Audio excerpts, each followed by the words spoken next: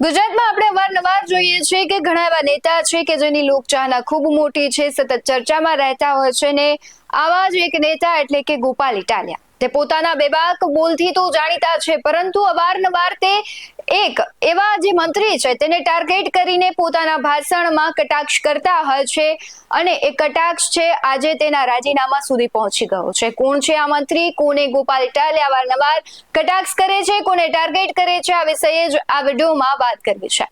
નમસ્કાર, BS9 TV ન્યૂઝમાં આપની સાથે હું ભગવતી વિશાવાડી. છેલ્લા ઘણા સમયથી જ્યારથી ધારાસભ્ય તરીકે ગોપાલ ઇટાલિયા ચૂંટાયા છે ત્યારથી તે રાજ્યના ગૃહમંત્રી છે, એટલે કે હર્ષ સંઘવી તેને અવારનવાર પોતાના ભાષણોમાં કહેતા હોય છે કે 8 પાસ મંત્રી છે અને હવે એ હદે તેઓ પહોંચ્યા છે કે જે રાજ્યની કાયદો અને વ્યવસ્થા છે તેને લઈને તેમણે રાજ્યપાલને કહ્યું છે કે તેમને પદ ભ્રષ્ટ કરવામાં આવે.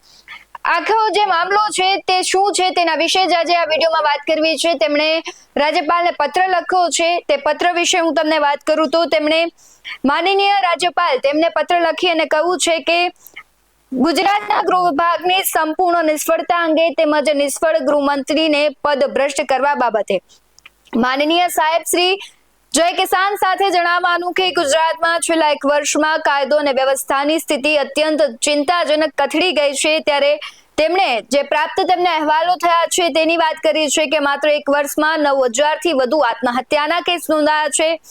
બીજો પોઈન્ટ એમનો એવો છે કે 898 કરોડની ચોરીઓ થયેલી છે, જેમાંથી 643 કરોડનો મુદ્દામાલ હજુ સુધી મળેલ નથી.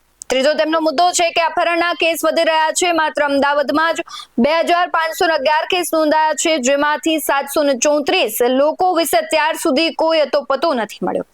આ આંકડાઓ સાબિત કરે છે કે રાજ્યનું ગૃહ મંત્રાલય કાયદો અને વ્યવસ્થા જાળવવામાં તદ્દન નિષ્ફળ ગયું છે. જનતાની સુરક્ષા કરવી એ ગૃહ વિભાગનું મુખ્ય કાર્ય છે, પરંતુ હાલની પરિસ્થિતિમાં લોકો પોતાને અસુરક્ષિત માને છે, જે ગૃહમંત્રીની નિષ્ફળતાનો બોલતો પુરાવો છે.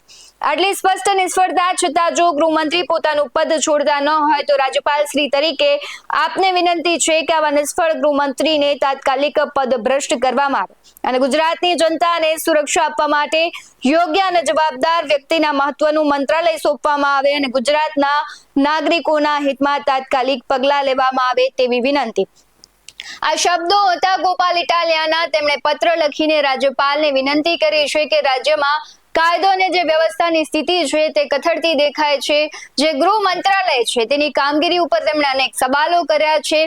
શંકાના દાયરામાં ગૃહ મંત્રાલય છે. આપણે જોતા હોય છે કે અવારનવાર ગોપાલ ઇટાલિયા છે તેમને ટાર્ગેટ કરીને ક્યાંક તેમના ભાષણોમાં તેમને કટાક્ષ કરતા હોય છે ને આ વખતે એક મોટું પગલું લીધું છે. એક મોટી તેમણે વિનંતી રાજ્યપાલને કરી છે કે હવે તેમને પદ ભ્રષ્ટ કરવામાં આવે.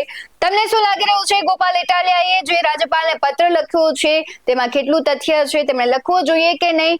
ગૃહ મંત્રાલયની કાર્યવાહી પર તમને શું લાગી રહ્યું છે? રાજ્યની કાયદો અને વ્યવસ્થા કેવી છે? તમને શું લાગી રહ્યું છે? તમે કમેન્ટ બોક્સમાં જરૂરથી જણાવજો. આવા જ બધો અહેવાલો સાથે ફરી મળતા રહીશું. તમે અમારી YouTube ચેનલને સબસ્ક્રાઇબ કરવાનું, અમને Facebook અને Instagram પર ફોલો કરવાનું ભૂલશો નહીં.